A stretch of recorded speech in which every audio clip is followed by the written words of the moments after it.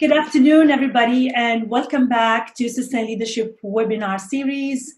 A new episode and a new guest, and today we're really happy and lucky to have with us Fred, who I refer to, or a lot of people refer to as the boxologist, and you know why. If I want to really talk about the experience and the journey of Fred, I think we will use the whole 30 minutes, so I'm just going to be very, very brief. Fred, I always mispronounce your last name, so please help me. Hanchens. Yeah, Fred Hanchens is a digital nomad. He's also an innovation, organizational transformation author. He is a keynote speaker, and I'm sure he would look familiar to you if you are in HR function because he speaks in most HR summits and conferences in the region and beyond. He is an executive and he focuses particularly on organizational design thinking. And to me, he is a reference in design thinking. I'm really happy and grateful that I had the chance to work with him. I consider him as a colleague, as a mentor, and really as a reference in this topic. He focuses on people experience, digital transformation, and disruptive innovation. He comes with 20 years of expertise. He's been providing human-centered, design-based approach, and he has helped many, many organizations in the Middle East, Africa, and Asia, within the public sector and the private sector, helping them handle their business challenges. He's really one of the few respected seasoned HR professionals that I trust with this topic. So really happy to have him today. As you can see, mentioned that he's an author, but he's an author of very, very timely two books. The first one is The HR Nomad, and which is really talks about how the function will be disrupted and is being transformed as we enter the 21st century. We all have witnessed all the changes that we are going through thanks to the fourth industrial revolution before even COVID-19. What COVID-19 did is really accelerate and validate that this is going to be the future. An amazing book for everybody who's in HR to understand the future of the function and how they can adapt and embrace this change if they want to continue thriving. The second book, which will be actually the foundation of the webinar today, which talks about digital agile organizations and designing agile organization and for the future, but doing it now. It's really a true reference for any organization that wants to prepare for this future that we have seen is going to be even more uncertain, more complex, and like we call the VUCA, so it's more volatile, more uncertain, more ambiguous, and more complex. It's the two books have a lot of insights, practical ones, because we tend to see these words as really new buzzwords. We talk about the new normal. Everybody talks about agility, but with Fred, you really get insights that you can take from whether it's a book or a workshop and take it immediately to the workplace to really transform your organization, transform your teams, and plan ahead and design the future organization, what's needed. Thank you so much, Fred, for being with us today.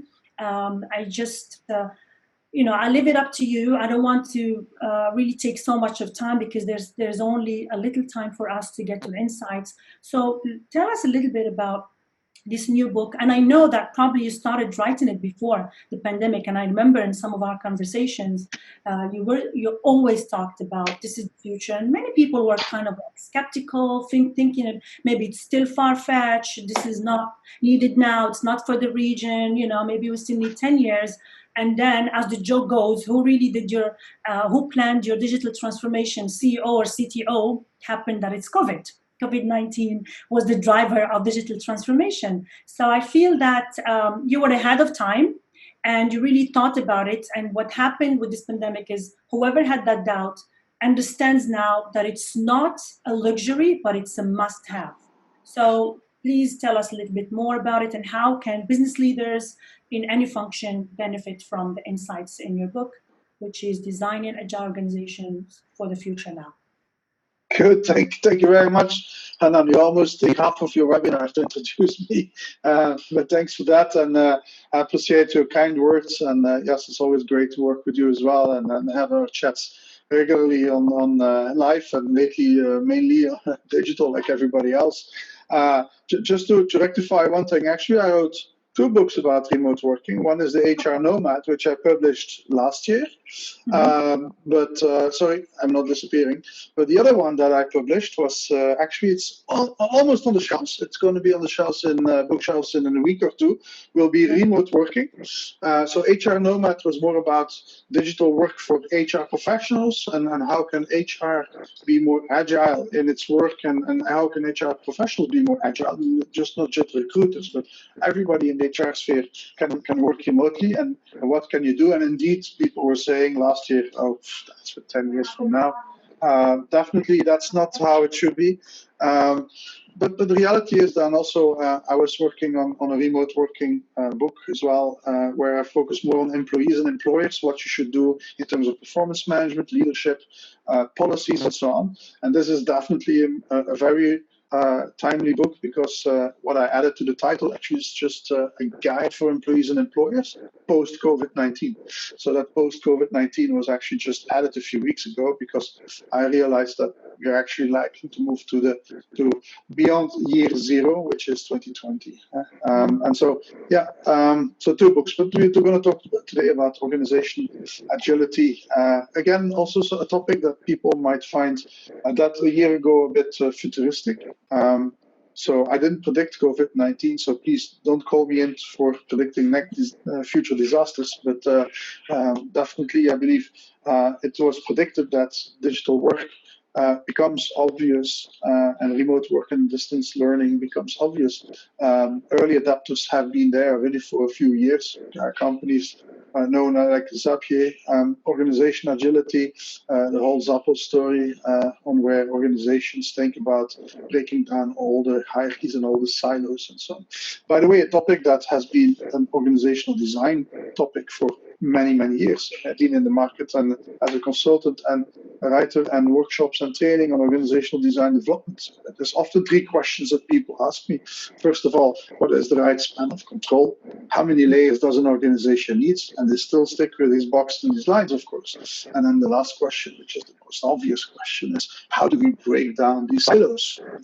These are not just private enterprise questions. Even the government, I remember a few years ago, Sheikh Mohammed, ruler of Dubai, was asking that question also for the UAE government, how to break down my silos, how to get these cross-functional, cross-ministry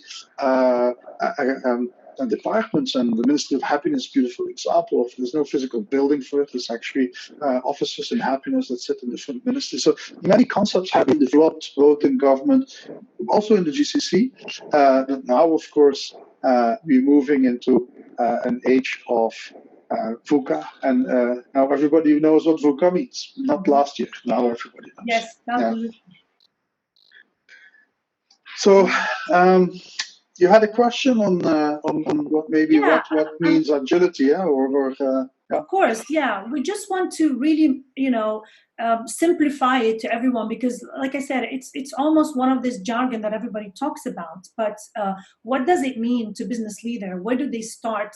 And what are the roadblocks? Because I'm sure that it's easier said than done. Everybody said we want to build a agile organization. What does it really mean in simple words? So in simple words is the legacy of designing future organizations has been always considered very conservatively as an exercise of boxes and lines, structures, or charts, and basically translating your strategic objectives, what you want to achieve as an organization, and translate that in different pockets. How does it mean financially? What investments do I need? But also a question in relation to how should our organization look like, meaning what departments do we need? So if I want to manufacture candy in the UAE, I will probably need a factory, and there in that factory probably I'll need a supply and logistics, and I need procurement, and I need someone to know how to make candy, and I'll have to have all these sugar pots going, running stuff, making candy. That's how the traditional conservative way of thinking. Now, where comes agility? Agility comes in place when you start thinking of what type of people do I need in my organization and how should these people work together? Thinking from the people perspective of what we call people centricity. So the whole concept of of organization agility is start thinking from how do I build with the right people, the right organization, and therefore achieve not what my company needs, but what my customers need, what my customers expect from me. So we're actually turning around this whole thing. We're not thinking from we have a rule, now we have a process, and now we know have to tell people how to do their stuff, which is procedures. So it's just the opposite. We'd say, what do people want to do and how they want to do it? And then structure that into a process maybe or a procedure or see if your policies are still matching and then start working around it. One beautiful example is, just to take a classic one again, Netflix. Let's take Netflix. Now, if you talk about Netflix, it's a beautiful example, for example, when you talk about HR, where they were saying, we need productive people. And to be productive, they need an office and they need free time, good work balance and stuff like that. And then they started thinking, hey, people start working well. Do we still need time management policies? Nah, we don't need that. Do we need something about requesting leaves? We don't need that. We trust our staff, right? So you're building actually an organization. Suddenly you start realizing that 80% of your policies are not required. Now, the complexity for companies with large, long legacies, I would say to HR people, you always work around making policies. Do you ever think about actually removing policies? Yeah. You're stacking up like law, more and more volumes of texts or volume of policies. But are you still something thinking about let's reduce all that? Let's get rid of the policies that are useless. Yeah. And that's I would say the mindset of agile thinking, and it comes very close to design thinking, as you can notice, by the way. Yeah. Actually, funny enough, you said mindset, because as you were speaking, I was just thinking, but this need, you have these business leaders, HR leaders that have grown into organizational structures that are based on hierarchy and control. And so it's a mindset change, and that doesn't happen overnight. Yes, there is this sense of urgency that COVID-19 and uncertainty is bringing, but how do you break that? I mean, you go and pitch something like that, and it sounds great, but then how do you make sure that people will stick to those changes? They know that it's needed, but they are used to those habits. It's a behavioral change that is needed. So where do we start if we want our teams and other business leaders to really embrace this change practically and have that mindset change? Yeah, it's a very good question. It's obviously you could guess, otherwise I wouldn't have written a book about it. It's not that a question you can answer in one sentence or half an hour webinar. But let me try to give you a few, I would say, angles to approaching that question and finding some answers to that. So one angle is circumstance and situation. The COVID-19 is a beautiful example where, as an organization, we are forced to start thinking differently in the way we work. So you are actually brought into a challenge as an organization, and you say, well, you will have to start being more agile. So it enforces itself. Let me give you another example. When suddenly you're let's say, for example, you're bank finance. You have always done finance products have always been the same. My grandfathers, when they took a loan, well, their grandchildren taking loans, the same thing, same product. But suddenly you have organizations that come and they're not banks, but they provide financial products. PayPal. And you go like, oh, wait a minute, that disrupts my business. And in a way that I have not foreseen it. Now, having that shock the first time is great, but as an organization, if you don't learn from that situation and you don't say that it's not about being reactive, but being proactive and start thinking, let's do a bit of future foresighting, do a bit of future thinking. Let's work a little bit around about possible innovations that we as an organization can do. That's an agile mentality. That's an agile mindset. Yeah. People, same thing. We talked about millennials. The last few years in all the conferences, we talked about millennials. How do we approach millennials? Well, the fact you start asking that question starts developing an agile mindset. Certainly, if you want to adapt as an organization to have the ability to attract millennials to the organization and the next generation that is coming, to attract them. How do we call them, by the way? It's the Z generation? The generation. The millennials, that's it. Getting old now. Yeah. It's exactly, getting old. old. Beyond. Yeah. So the I call them the zoo. Actually, now I remember. Yes, the Z. I call them the zoomy generation because they zoom nice. left to right. They're all OCD. I imagine. Yes. Look at my kids. They zoom around. So anyway, so Yeah. that's great. That's where you start thinking. Because you start from a problem statement or from an opportunity, and that's where I bring in, by the way, the people-centric approach and the people-centric organization. And if you design a people-centric organization, you have to have the design mindset, Yes. design thinking mindset. So, if people look at my CV and they ask, Fred, where do you get this agile theories and design thinking? It's very simple. Back in 2012, I was reading an interesting article in HR, Harvard Business Review, and it was about design thinking in service industry. And at that time also, I started having conversations about how do you design people-centric organizations. Mm-hmm. And I was struggling with that as well. I come from the boxes and line conservative approach. I'm not even an HR guy. Yeah? So that used to be saying even that OD people are not people-oriented professionals. They're looking at the organization, not at the people. That's a very interesting statement that we would not accept today. So thinking about how to design properly, not by system-driven, but by people-centric driven mindset, I came to see that design thinking called design, and I was an organization designer.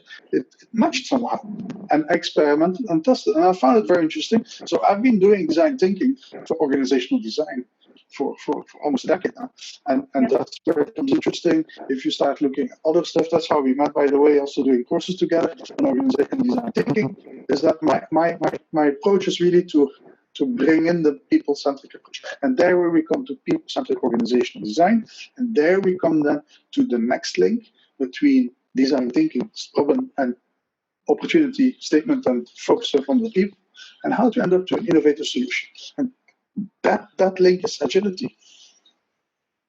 Yeah, absolutely. I think it's really takes to unlearn those old ways of doing things and those patterns to really embrace new things. And as you rightly said, and we have that common idea of building human-centric or people-centric organizations and businesses. And the minute you mention, I think people are still struggling with this. When they say people centricity or human centricity, they think almost that, well, we're in business, we're not in charity. It almost gets confused with humanitarian. And I personally struggle to really simplify that the methodology or the new business model that is human centric without having people assuming that we're not taking it seriously. Business is about profit, and this is almost sounds like we are going non for profit. So how do we really clarify that this issue that human-centric actually has to do with business? It doesn't have to do with being humanitarian or being a soft organization with your people, because I see that with clients and they're like, yeah, but what do you mean I have to be focused on the people? I have to be focused on the bottom line. It'd be great if clarify that. Yeah, so let me get one point out of the way. People-centric business leaders are no tree huggers, okay? We're not organizing hugging sessions with your teams. That's not people-centricity. Okay. People-centricity is about thinking of any opportunity and problem from your user, from your employee, from your patient, from your student, from your customer perspective. It starts with asking what they want, how they would like to see it, their full engagement. And having that understanding is not too complicated. For the simple reason, let me take the mobile phone. When we want to, for example, order food, and we see a publicity of for example, a new Talabat, or Kareem, or whatever we want to call it, let's call it Hanan Direct. If I see an ad publicity in Hanan Direct to order fantastic courses. Yeah. Now, I will download that app, and it takes me about 15 seconds, depending how big the app is and my internet connection. And then I open that app and I start playing with that app, and then I start noticing certain interesting features, but it's not functional. It doesn't really answer within the 5 to 10, maybe 20 seconds if I have patience. of what I need. So you click, and there you go, you're out of my phone, and you forget about it. Now imagine that you invest $1 million and you have 1 million people downloading you, and there's 1 million people actually deleting your app. What's the benefit? It's worth then probably to say, who is going to download my app? Who is going to look at what I'm doing here? What I'm trying to offer? What do they want? Why would they be interested? Silicon Valley have beautiful examples of solution services, products that have been developed. But one essential point they forgot was the desire of our customers to have it. So, and that's also what agility is. It's about understanding the desire of your customers, of your employees, of your stakeholders, for who you work, for who your raison d'être, as they say beautifully in French, your reason for being. Yeah, and the reason for being as an organization is your customers. It's not, and that's maybe then the traditional thinking, my shareholders. Yeah. They are also your customers, and don't forget about it. They will not be forgotten, but that's not the starting point. Yeah? Right. Feasibility and viability of your service and products is the next step. It starts with desire. Thank you. Yeah, absolutely. Yeah. I think it's really, if you want to sum it up, it's really about looking at whoever is creating that need for or that existence of your business as human beings, rather than category or market segments, or boxing them into market segments, but really looking at them as individuals that have special desires, special needs, and special pains and problems and challenges that need to be solved. So going back to your book, Developing Agile Organizations for the Future now, who does it address? And I know it's available on Amazon now. I'm reading it myself. I found it very, very useful. So who does it address? And if you can just summarize the key takeaways of the book and how they can be beneficial to those. Yeah, so when I was starting to write it, I immediately decided not to write it for rocket scientists. Okay. I'm sure NASA has definitely organization agility professionals, so I don't think they needed my book. No, I'm joking here, but the whole idea was to actually write the book because, like in my courses, people always ask the obvious questions. The questions you ask are very obvious questions, and trying to answer these questions in a most, I would say, normal way, more understandable way, that you don't have to be an organizational design professional with a CIPD level 7 accreditation, for example, to understand what is organization agility. This book doesn't require you to have any pre-knowledge. Actually, the book is a journey into the story of how we came to organization agility. It starts, actually, my book starts with the pyramid. So we started to talk about how organizational design came, how it went through the ages of civilization until today, that we're all sitting here and have tons of design factors in place that influences the way we design our organization, and more particularly, how important people became as a main design factor and design principle for designing organizations for the future. And that's very important. This book also brings into context the capability of looking at the future, 10 years from now, for example, and understanding what is this future. How can, not that we're going to change that future, but we can understand that future, and we can work with that future, and we can make that future work for us. Yeah, absolutely. I liked how you talked about the organizations are becoming wall-less and wireless, and I think whoever is not realizing that this is now actually, and that's just going to continue to be the future, and more generations are not going to be willing to work, between walls or inside rooms or cubicles. And also being in digital nomads, everybody, all the talent that you need to tap into, it shows it, clearly in the book that it's not just about talking about agility as just in, diversifying your portfolio products or services, but it really goes a long way. And I think that you said it rightly. It's no longer nice to have. It's not a fancy word that we are agile, but it's really a must-have, and we have seen it firsthand. We have lived it firsthand. And I think your book couldn't have been more timely today. So to close, because we're coming to end of time, and thank you for being with us today. If you want to leave the readers with one advice about how to really design the future now, whether they are running startups, small business, or a large corporation, or even a government institution, what is one common advice that you want to give everyone? Every day, every idea is a good idea about your future organization. There's not such a thing as a bad idea. Innovation stops, creativity stops, agility stops when we say yes, but I don't know. Is it feasible? Can we do it? Maybe we don't have the right people right now. It's not the right culture. We don't have the processes in place. We don't have the budget. Okay, forget it. Yeah, step out of the room. That's not how it's going to happen. No. The beauty is that you need to think about the future. And you think about the future without any resistance, without anything that holds you back. It is something that you cherish. It's something that you promise to each other. Like in vows, in marriage. You start with the fantastic ideal world.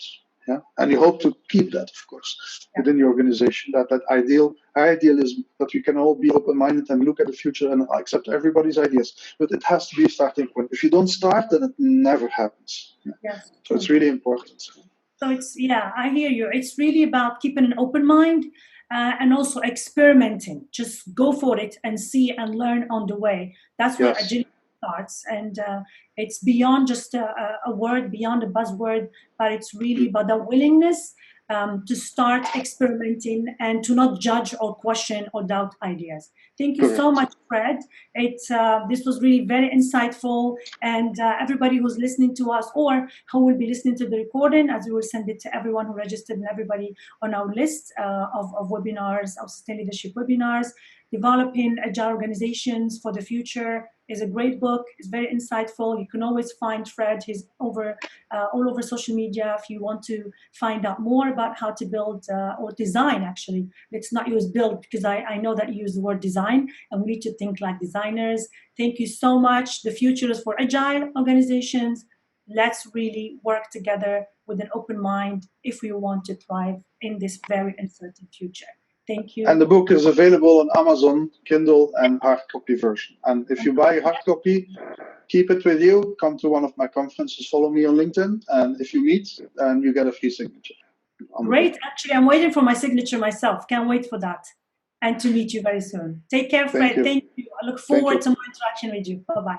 Thank you. Bye.